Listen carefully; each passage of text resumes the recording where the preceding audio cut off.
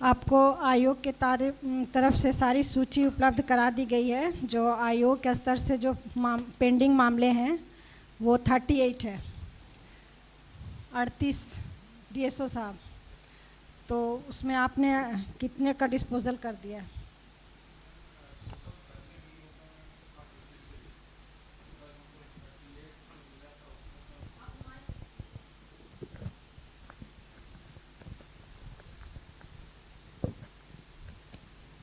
Hello.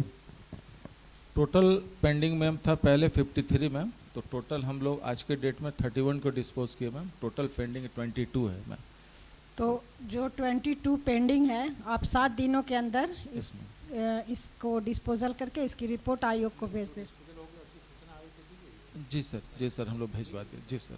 अभी जो यहाँ पे 38 है, इसमें से कोई डिस्पोजल किया हुआ है? तो 38 को ही मैम करके 22 लाए हैं मैम। अच्छा, उसका लिस्ट आप हमको दे दीजिए। और बाकी जितने बचे हैं उसे 7 दिनों के अंदर आप डिस्पोजल करके आयोग को उसकी सूचना दे दें। Yes ma'am. अच्छा, ये डीएसडब्ल्यू मैडम आप चूँकि नहीं थी वहाँ, इसलिए आपसे हम शुरू कर रहे हैं। देखिए, आप वहाँ मेरे संबोधन से पहले आ गई थी या उसके बाद आई थी? मेरा संबोधन आपने सुना या नहीं सुना? सुना। मेरा थ्रस्ट एरिया है कुपोषण। जी सर। जिसमें आपके विभाग की सबसे ज़्यादा सहयोग की अपेक्षा है। जी सर। वो इसलिए है कि जैसा मैंने संबोधन में भी कहा कि जिलों में ये शिकायतें आ रही हैं कि जो गांव के और जो इलिटरेट पॉपुलेशन है वो कुपोषण की गंभीरता को समझ नहीं पा रहे हैं। जी सर। उसका परिणाम ये हो रहा है कि वो कुपोषण उपचार केंद्र तक बच्चों को लेके नहीं जा रहे हैं। तो हालांकि साहिबगंज ज़िले में ये जानकारी मिली कि शायद पोषण माह चल रहा है, कोई स्पेशल ड्राइव आप लोग को चल रहा है। ये ठीक है, अच्छी बात है, चलना चाहिए। लेकिन मेरा ये कहना है कि इसको किसी पोषण माह तक सीमित मत रखिए सर। ये कंटिन्यूटी वाली चीज़ है सर। और उसमें मुखिया को विश्वास में लीजिए। जी सर। ठीक है, हर जगह आपको हो सकता है सफलता न मिले, लेकिन प्रयास करने में कुछ नहीं जाता है। क्योंकि अधिकारियों की बात हो सकता है लोग बहुत गंभीरता से न लें, विश्वास न कर पाएँ, लेकिन मुखिया अगर वो कहेगा कि नहीं सरकार वहाँ पर तुमको खाने भी देगी, तुमको 130 रुपये भी दिया जाएगा, जो भी कुपोषण उपचार केंद्र में सुविधाएं हैं उसके बारे में अगर दिया जाएगा, मतलब मकसद ये है कि उसको किसी भी तरह से मोटिवेट करके उसको, जैसे आप लोग जानकारी मिली कि आप लोग कम्युनिटी जो प्राइमरी हेल्थ चेकअप होता है या प्राइमरी आप लोग करती हैं इस तरह का, उसमें भी जो सीवियर केस आता है जिसको भर्ती करने की आवश्यकता है, उसमें बहुत लोग भर्ती नहीं हो रहे हैं। जी। तो उसको कैसे हम प्रमोट करें, उसको कैसे मोटिवेट करें, उसमें आपके विभाग अगर आपको प्रचार प्रसार करना हो, होर्डिंग लगाना हो, माइकिंग करनी हो, वॉल राइटिंग करनी हो, वार फुटिंग लेवल पर उसको करने की आवश्यकता है। और ठीक है, उपचार आप नहीं करेंगे, वो स्वास्थ्य विभाग करेगा, लेकिन स्वास्थ्य विभाग जागरूकता ला पाएगा, इस पर हमको संदेह इसलिए है कि वो मशीनरी आपके पास है, आपके पास मैन पावर है, आपके पास हर गांव में आंगनबाड़ी केंद्र हैं। आंगनबाड़ी केंद्र के माध्यम से माँ बहनों को अगर आप शिक्षित करें, प्रशिक्षित करें, उनको जानकारी दें कि कुपोषण दूर करना क्यों ज़रूरी है। जैसा मैंने संबोधन में भी कहा कि ये कई पीढ़ियां खराब करेंगी और ये राज्य पर बहुत गंदा दाग है, और देश भर में हमारे राज्य की स्थिति बहुत ऐसी नहीं है जिस पे हम लोग संतोष कर पाएँ। तो इसको हम ही लोगों को मिलकर ख़त्म करना है, हम ही लोगों को दूर करना है। इसको थोड़ा सा आप प्रायोरिटी में लीजिए और आंगनबाड़ी केंद्र के बाहर होर्डिंग लगना हो, होर्डिंग लगाइए। जैसा मैंने पहले भी कहा, संबोधन में भी कहा कि लोग, जैसे हम अगर ये मान लें कि नहीं आपके सारे कर्मी ईमानदारी से काम कर रहे हैं, आप भी ईमानदारी से काम कर रही हैं, लेकिन बावजूद इसके कमियां हैं। कमी क्यों है? कमी इसलिए है कि हम आपसे ये अपेक्षा नहीं करते हैं कि आप ज़िले के हर आंगनबाड़ी केंद्र का निरीक्षण करें, आपको अद्यतन जानकारी हो, ये अपेक्षा हम आपसे करते भी नहीं हैं। लेकिन ये बिना आपके निरीक्षण किए ये संभव है, जो मेरा मानना है वो संभव ऐसे है कि अगर हर आंगनबाड़ी केंद्र के बाहर हम सूचना पट लगा दें तो उधर से जो गुजरने वाली महिलाएं हैं या हमारी माँ बहनें हैं वो हो सकता है पढ़ लें, या उनको कोई पढ़ के वो हो सकता है अशिक्षित हो, उनके परिवार में कोई शिक्षित होगा, उनके पड़ोसी में कोई शिक्षित होगा, वो पढ़ के बता सकता है कि अरे आज तो तुमको TRH में ये मिलना था, तुमको नहीं मिला, आज तो ये मेनू है, आज को ये मिलना था तुमको।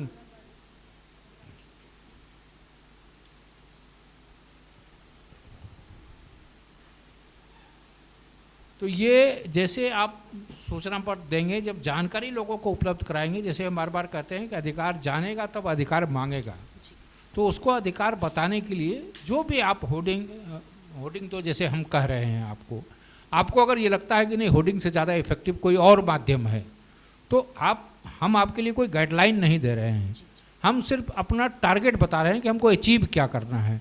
वो जिस भी माध्यम से अचीव होता हो, आपको लगता हो माइकिंग करानी है, आपको लगता है हैंड बिल से हो जाएगा, आपको जो उचित लगता है आप अपना माध्यम, हम कोई आपको दिशा निर्देश नहीं दे रहे हैं, हम बता रहे हैं कि हमको अचीव क्या करना है। वो जिस भी माध्यम से अचीव आप कर पाती हूँ, आपको चूँकि हर ज़िले की अपने अपने भौगोलिक स्थितियाँ हैं, लोगों के अपना बोल चाल है, रहन सहन है, तो आपको यहाँ के संदर्भ में जो भी माध्यम उचित लगता हो उस माध्यम से लोगों में जागरूकता लाइए। Sure sir. दूसरा ये मैडम बता रही हैं, ये आपके यहाँ एक 27 नंबर ये शिकायत आई है, आंगनबाड़ी केंद्र बंद होने के कारण नाश्ता एवं भोजन न मिलने के संबंध में। ये आंगनबाड़ी ये प्रखंड जमुआ, जिला गिरिडीह, पोस्ट तारा है, पंचायत तारा। आंगनबाड़ी केंद्र तारा 2 है सर, पंचायत तारा है। हाँ। इसमें विगत क्योंकि हमारे पास जब से मेरी पोस्टिंग हुई सर, इससे संबंधित कोई शिकायत नहीं थी, लेकिन हमको अभी जो शिकायत मिली है कि वहाँ पर सेविका सहायिका दोनों चयनित हैं, लेकिन किसी कारणवश अब तक वो लोग उपस्थित नहीं हो रही हैं। और इसमें जब हमने पता लगाया तो सुपरवाइज़र्स ने बताया कि वो लोग लिखित शिकायत CDPO कार्यालय में दी थी, लेकिन फिर उसको शायद उनको धमकी मिली, दोनों सुपरवाइज़र्स जो पहले थीं उनको भी धमकी मिली, तो ये आवेदन जिला तक आया ही नहीं।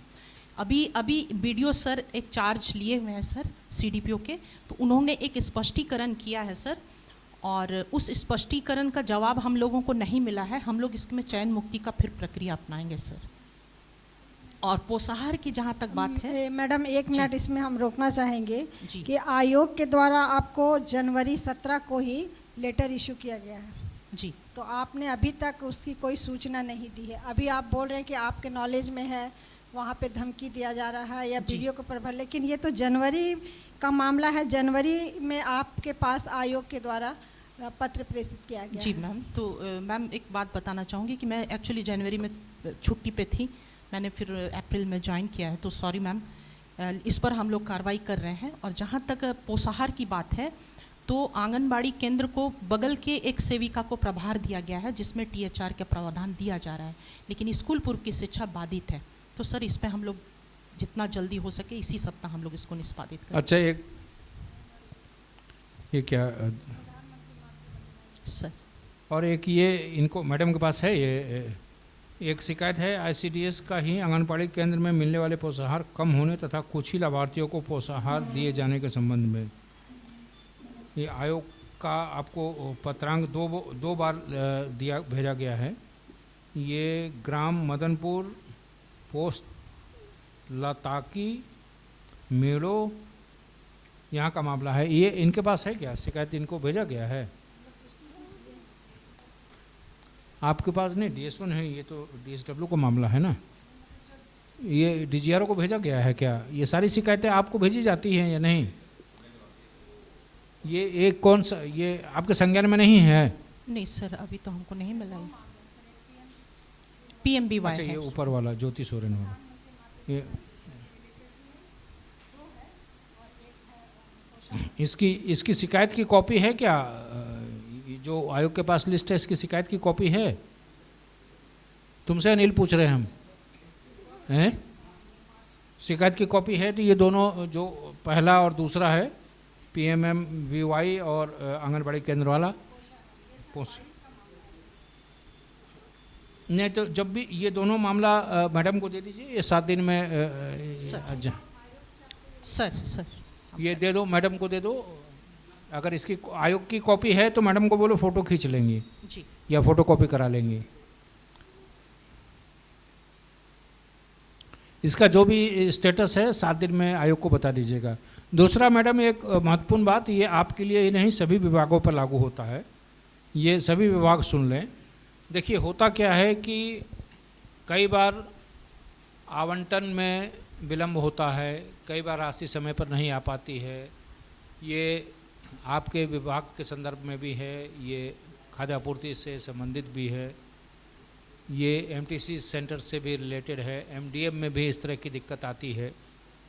मेरा ये कहना है कि आप लोग अगर समय पर आयोग को सूचना दे देंगे या आप लोग अपने सुविधा अनुसार एक समय निर्धारित कर लीजिए, 3 महीने में, 1 महीने में, जो आपको सुविधा लगे, आप क्वार्टरली रिपोर्ट कमीशन को भेज दीजिए कि भाई हमको ये आवंटन इस समय का नहीं आया है, राशन इस समय का नहीं आया है, ताकि अगर आयोग के पास उस संदर्भ की कोई शिकायत आए तो हम विभाग से सीधे पत्राचार करें। क्योंकि जिले में आवंटन आया ही नहीं तो हम जिले में चिट्ठी लिख के हम आपका दोष नहीं है, फिर हम आप पर कार्रवाई करेंगे तो वो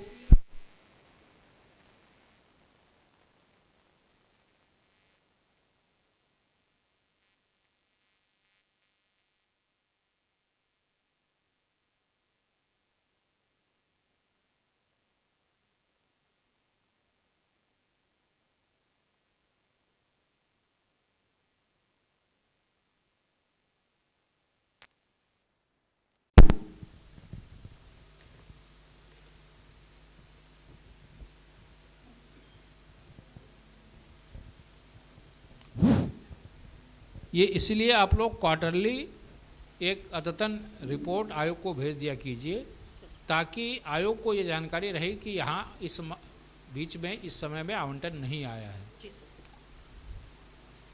और अगर आप लोग अद्यतन स्थिति नहीं भेजेंगे तो हम ये मानेंगे कि आपके पास आवंटन है और आपकी गड़बड़ी की वजह से लाभुकों को लाभ नहीं मिल रहा है, नंबर 1। नंबर 2, ये पीडीएस से संबंधित है। डीएसओ साहब, कई लोगों की ये शिकायत आयोग में आती है या अधिकतम शिकायत इसी संदर्भ की आती है कि नाम नहीं जुड़ पाया, मेरा राशन कार्ड नहीं बन रहा है। कई मामलों में जैसा हमको बताया गया कि आप लोग भी ट्रेस नहीं कर सकते हैं कि स्टेटस क्या है, लेकिन जो आपके बस में नहीं है वो तो आप नहीं कर सकते हैं, हम उस पर विभाग से पत्राचार करेंगे। लेकिन जितनी जानकारी आपके पास है, हर लाभुक को उसका काम अगर नहीं हो पा रहा है तकनीकी कारणों से, तो उसको सूचित कर दीजिए कि अमुक कारण से, या आपने आवेदन दिया है, आपका आवेदन विभाग को भेज दिया गया है, विभाग के लॉगिन में है, या जो भी स्टेटस है। देखिए होता क्या है, अमूमन लोग काम नहीं होने के कारण अपने हिसाब से अपना ही धारणा बनाने लगते हैं कि डीएसओ साहब को माल नहीं दे रहे हैं, एमओ को पैसा नहीं दे रहे हैं, जबकि आप तकनीकी कारणों से काम नहीं कर पा रहे हैं। लेकिन वो धारणा अपने सुविधा अनुसार बनाता है। अगर उसको सूचना दे दी जाएगी तो उसको जानकारी मिल जाएगी ना कि हाँ ये इस वजह से विलम्ब हो रहा है या इस वजह से नहीं बन रहा है। इसलिए जब तक आप सूचना दे दीजिएगा तो लोग अपने हिसाब से धारणा बनाना छोड़ देगा। ये डीएससी हैं क्या?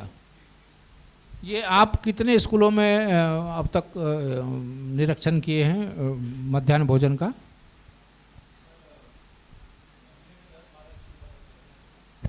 तो वहाँ क्या आपने पाया है? वहाँ कोई गड़बड़ी मिली आपको कहीं? सर वहाँ मेजर एक समस्या आता है, केंद्र सरकार से जो कुकिंग कॉस्ट का अलॉटमेंट होता है उसमें कभी कभी डिले हो जाता है ना, तो सर जो मैनेजमेंट है या स्कूल का जो टीचर हैं जिनको रन करना रहता है, मॉनिटर करना रहता है, तो उधार में चलाना पड़ता है तो दिक्कत हो जाता है कभी कभी। तो सर क्या होता है कि मिलना था चावल दाल सब्जी तो लोग खिचड़ी बना करके खिला देते हैं, तो फिर अभी सर आवंटन आ गया है। नहीं, कुकिंग कॉस्ट से मेनू का क्या मतलब है? कुकिंग कॉस्ट अलग चीज़ हो गया। सर जैसे बनाने का चावल तो सर आवंटन होता है, दाल सर खरीदना पड़ता है, तेल मसाला नमक हरी सब्जी सर। तो दाल वगैरह क्या कुकिंग कॉस्ट से खरीदा जाता है? जी जी सर, उससे खरीदा जाता है। सर हमको एमडीएम रन करने के लिए सिर्फ एक सामग्री के तौर पे चावल मिलता है, अंडे का भी पैसा आता है, फल का पैसा आता है, 6 रुपया प्रति पीस होता है। तो सर किसी तरीके से चलाया जाता है, कभी कभी दिक्कत होता है सर हम लोग। नहीं तो ये आप इस संदर्भ में कभी आयोग को चिट्ठी लिखे हैं? बिल्कुल बिल्कुल सर, हम लोग आयोग को लिखे हैं चिट्ठी? आयोग को सर नहीं लिखे हैं। तो नहीं, सर आयोग को देखिए, हमने क्या कहा, मैंने अपने संबोधन में भी कहा कि हम नीति निर्धारण में सुझाव दे सकते हैं। विभागीय सचिव से मेरी बात हुई, उन्होंने भी कहा कि सर आप विजिट करके जो भी आपका कंक्लूजन हो, हम कैसे बेहतर कर सकते हैं वो हम लोग करेंगे। तो आप लोग हमको बताइएगा, तो हो सकता है आपकी बातों को विभाग बहुत गंभीरता से नहीं ले रहा हो जी, हो सकता है हमारी बातों को गंभीरता से ले। बिल्कुल सर। तो इसलिए आप लोग हमको, क्योंकि हम भी स्वतः संज्ञान लेके नहीं चिट्ठी लिख सकते हैं ना, हमको भी चिट्ठी लिखने का आधार चाहिए। जी सर। तो आप लोग, ये स्थिति आती है, ये दिखते, जैसे मैंने कहा अद्यतन स्थिति जब बताना आप शुरू करेंगे तो उसमें ये सारी बातें आ जाएंगी। तो अब आ जाएंगी तो फिर हम राज्य सरकारों को कहेंगे कि भाई राज्य और केंद्र हर तो ये चाहता है ना कि हम बच्चों को पोषाहार दें, समय पर दें। अगर कहीं पर कोई लकुना है, कहीं कोई दिक्कत है, तो अगर संज्ञान में लाया जाएगा तब ना उसकी दूर होगी। दूसरी चीज़ जो आपने बात कही वो उसी में शामिल है, बावजूद इसके उस पर निगरानी हमको रखनी ही होगी, क्योंकि हम सिर्फ तर्कों को सुन के बैठ नहीं सकते हैं। एक जो हमने कई जिलों में औचक निरीक्षण किया है स्कूलों का, अमूमन ये पाया है कि कई जगह, मतलब अगर हम 10 स्कूल का निरीक्षण किए हैं तो 8 में ये पाया है कि खाना लकड़ी पर पक रहा है। जी सर। तो ये सुनिश्चित होना चाहिए कि लकड़ी पर खाना ना पके जी, क्योंकि सरकार ने प्रावधान किया है, सारी चीज़ें हैं, सारी व्यवस्थाएं की गई हैं। ठीक है, कभी 19-20 होता होगा कि कभी आवंटन नहीं आया, कभी गैस के पैसे नहीं हैं, लेकिन इस पर निगरानी नहीं रखिएगा तो वो इसको आदत बना लेगा। जब आवंटन भी आएगा तो भी वो सिलेंडर के पैसे खा जाएगा और लकड़ी पर बनाएगा, क्योंकि लकड़ी तो उसको फ्री में मिलता है। अगल बगल अधिकतर हमारे ग्रामीण क्षेत्रों के स्कूल हैं जहाँ लकड़ी की बहुतायत है, वो बच्चों से ही चुनवाता है और उसी से फिर खाना पकाता है। तो उस पर थोड़ा सख्त कहीं एक आध जगह कार्रवाई कीजिएगा, तो ये एक मैसेज जाएगा कि नहीं, ये एक्सेप्टेबल नहीं है। बिल्कुल सर। इस पर सर एक रिफ्रेशिंग एक लेटर भी निकाल देते हैं कि सभी विद्यालयों में। नहीं, देखिए मेरा ये कहना है डीएससी साहब, हम अपने अनुभव के आधार पर कह रहे हैं, लेटर निकालिए, लेटर खाना पूर्ति होता है, अनुश्रवण भी ये देखिए, लेटर ठीक है, बहुत कम लोग हैं जिनको लेटर का असर होता है। अगर आप लोग बुरा ना माने तो लेटर तो आयोग ने भी आप लोगों को भेजा, कहाँ आप लोगों ने कार्रवाई की? आयोग यहाँ आया तो थोड़ा असर बढ़ा, उसी तरीके से आप लोग जाएंगे तो वो असर बढ़ेगा। तो केवल चिट्ठी, ठीक है चिट्ठी निकालिए, चिट्ठी मैंडेटरी है, लेकिन चिट्ठी निकालकर कभी कभी एक आध जगह जाइए और एक आध जगह कार्रवाई कीजिए। हम ये नहीं करें कि कार्रवाई से चीज़ें सुधर जाएंगी, लेकिन कार्रवाई से ये माहौल बनेगा कि अधिकारी हमको देख रहा है जी, ये मैसेज जाना चाहिए। अभी लग रहा है अरे ठीक है, कौन देखता है यार, क्या अंतर पड़ता है, हम लकड़ी से बनाएंगे तो कौन देखने वाला है। तो वो एक थोड़ा सा एक काइंड ऑफ ये लगे लोगों में मैसेज जाए डाउन द लाइन कि हम पर निगरानी हो रही है जी, और सर उसका डेटरेंट इफेक्ट भी होगा। हाँ, इसीलिए हम करें कि ये मैसेज, जैसे हम भी स्कूलों में जाते हैं, बच्चों के साथ बैठ के खाते हैं तो उसमें केवल गुणवत्ता ही नहीं पता चलता है, ये भी पता चलता है कि शिक्षक बच्चे को संस्कार क्या दे रहे हैं जी। कई जगह बच्चे जूते चप्पल पहन के बैठ के खाते मिले, शिक्षक उसको ठीक है भोजन, ठीक है पौष्टिकता देखना, मिड डे मील, लेकिन उसके साथ अगर आप जाएंगे तो कई चीज़ें दिख जाएंगी। जी सर। बच्चे कपड़े कैसे पहन के आ रहे हैं, गंदे कपड़े पहन के आ रहे हैं, बच्चे जूता चप्पल पहन के खा रहे हैं। अब एक स्कूल में बच्चों को लाइन लगा के, जैसे कैदियों को भोजन दिया जाता है, कैदी की तरह लाइन में लगा के प्लेट लेके खड़े हैं बच्चे, एक एक बारी बारी से जाके दे रहे हैं, जबकि बैठा के खिलाने का प्रावधान है। जी जी सर। तो वो इसलिए हो रहा है कि उनको पता है कि हमको देख कौन रहा है। तो ये एक डर जिले में बनाइए कि हम पर निगरानी है, हमको देखा जा रहा है। बिल्कुल सर। ठीक है ना? जी सर। ये डॉक्टर साहब एमटीसी का भी आप नहीं थे तो डीएसडब्ल्यू मैडम से बात हो रही थी, ये माइक इनको दे दो। इनसे मैंने यही आग्रह किया है कि बड़े पैमाने पर ऐसे परिवार हैं जो कई बार अपने पारिवारिक कारणों से, कई बार जानकारी के अभाव में, कई बार जागरूकता के अभाव में बच्चों को उपचार केंद्र भेजते नहीं हैं। परिणाम ये होता है कि वो कॉम्प्लिकेशन इतनी बढ़ जाती है कि वो फिर आपके इलाज करने योग्य भी नहीं बचता है। तो इसमें स्वास्थ्य विभाग या आपका जिला प्रशासन का विभाग समाज कल्याण विभाग से कैसे कोऑर्डिनेट कर सकता है? जैसे इनको कहा कि मैंने अवेयरनेस क्रिएट कीजिए, उसमें अगर आपके विभाग से कोई मदद इनको दी जा सकती है, अगर मैडम को कोई मदद अपेक्षित है तो कैसे कोऑर्डिनेट कर सकते हैं ये आप लोग? हम लोग की अक्सर ये होती है, बैठकें होती हैं डीसी सर की अध्यक्षता में भी या और आपस में भी, तो हम लोग उस पर ये करते हैं, अपनी चर्चा करते हैं कि कैसे सहिया और सेविका कैसे कुपोषित बच्चों को यहाँ लाएं, हमारे एमटीसी में एडमिट कराएं और किस तरह से उसको फॉलो अप करें, सारी हम लोग चर्चा करते रहते हैं। नहीं, और उनसे कोऑर्डिनेट भी करते हैं कि सेविका हमारे एमटीसी केंद्र तक लाएं।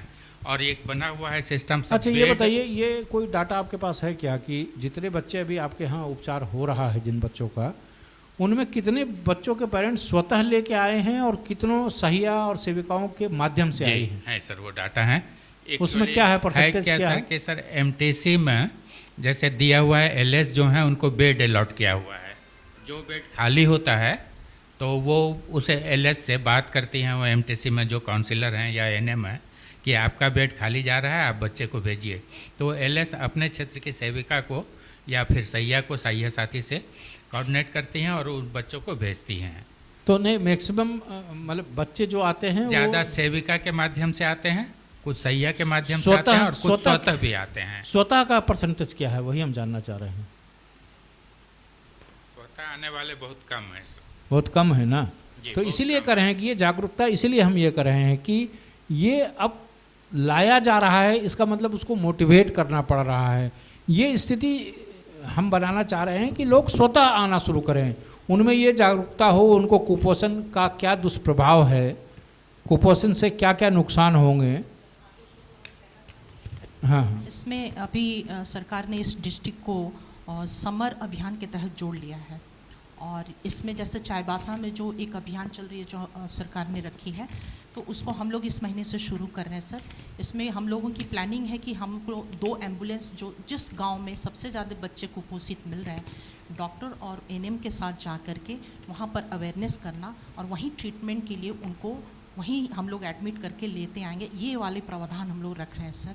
इस महीने से शुरू होगा सर, हमारा 27 तारीख को एक बैठक है, उसके बाद हम लोग इसको शुरू कर रहे हैं। इसमें सारे विभाग आ रहे हैं सर, स्वास्थ्य विभाग भी रहेगा, जेएसपीएल भी रहेगा और बहुत से विभाग, जल विभाग, जितने तरह के विभाग हैं हमारे साथ, सभी जुड़ के हम लोग करने जा रहे हैं सर। तो इसमें क्या मतलब आप वहाँ पर ऑन स्पॉट ट्रीटमेंट करेंगे? ऑन स्पॉट जाँच होगा, क्योंकि इसमें सारे आंगनबाड़ी केंद्र में जो हमको इक्विपमेंट्स चाहिए थे सारा मिल रहा है सर। वहीं पर उसका जांच होगा, वहीं पर वो चिन्हित होंगे। उसके बाद क्योंकि डॉक्टर के कहने से ही पब्लिक को ज़्यादा प्रभाव पड़ता है, एक सुपरवाइज़र के कहने से नहीं। तो डॉक्टर और एनएम की टीम बन रही है सर, वो हम लोगों ने एक प्लानिंग कर लिया है और वहीं से फिर बच्चे को जिसको एडमिट करना है एम्बुलेंस में लेते हुए हम लोग एमटीसी लाएंगे। हमारे 4 एमटीसी जैसा है, हम लोग ये प्रोग्राम शुरू करें। नहीं, तब तो फिर जो हमने कहा वो तो ज़्यादा और ज़रूरी है, क्योंकि जब तक अवेयरनेस नहीं होगा, आप चाहे पंचायत में एम्बुलेंस खड़ी कर दें, लोग आएंगे नहीं, तो आप ज़बरदस्ती बच्चों को उठा नहीं सकते ना घर से। सर, वहाँ पर हम लोग पहले ये प्लानिंग कर रहे हैं, क्योंकि बच्चों का, सभी बच्चों का वजन वहीं होना है। हाँ। एक दिन में तो अवेयरनेस वहाँ पर हम लोग को दिखाना ही है। हाँ, हाँ। वजन भी होना है, वही कर रहे हैं, बेसिक अवेयरनेस ही है। सभी बच्चे, जैसे कोई गांव में 50 बच्चे हैं, टोटल बच्चे का वजन और वेट वहीं होगा सर। उसमें से जो आएंगे अभिभावक के साथ, उनको बताना पड़ेगा कि आपके बच्चे की क्या स्थिति है। तब हम लोग इस प्रोसेस में आ रहे हैं, क्योंकि डॉक्टर की टीम और एनएम की टीम बनने जा रही है सर, इसमें हम लोग ये काम करें। चलिए ठीक है। अच्छा, ये डीजीआरओ साहब, एक आग्रह आपसे ये है, जो अन्य ज़िलों में, अब इस ज़िले में इस संदर्भ की कोई ना शिकायत आई ना ये बात उठी, लोगों को ये पता नहीं है कि हम डीजीआरओ का नंबर क्या है, हम शिकायत कैसे करें। तो जैसे आयोग ने अपना व्हाट्सएप नंबर जारी किया है, आप डेडिकेटेड एक आप अखबार के माध्यम से, अन्य माध्यमों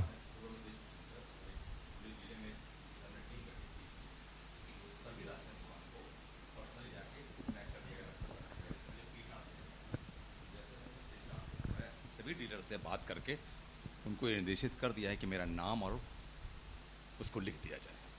नहीं, केवल राशन दुकान में ही नहीं ना, आंगनबाड़ी केंद्र ओके सर, में, हाँ, उसमें नहीं मिड डे मील सर, में, स्कूलों में, सर एमटीसी सेंटर्स में, सर सर वो ये छूट हर जगह, क्योंकि जितने जगह होगा उतनी लोगों में जानकारी आएंगी। कि कई ज़िले में लोगों को पता ही नहीं है कि भाई डीजीआरओ का नंबर क्या है, हम कहाँ शिकायत करें, कैसे जैसे आज भी कई लोगों ने कहा कि प्रखंड स्तर में है, वो तो चलिए विभागीय स्तर से निर्णय लिया जा सकेगा, लेकिन अधिकतम लोगों को ये जानकारी रहे कि व्हाट्सएप पे वो जैसे अभी क्या होता है, जैसे लोगों ने भी कहा कि वीडियो को शिकायत कर दिया, एमओ को कर दिया, और उसके बाद शिकायत करने के बाद बैठ गया, उसको ये लगा कि मेरी शिकायत पे कार्रवाई नहीं हुई।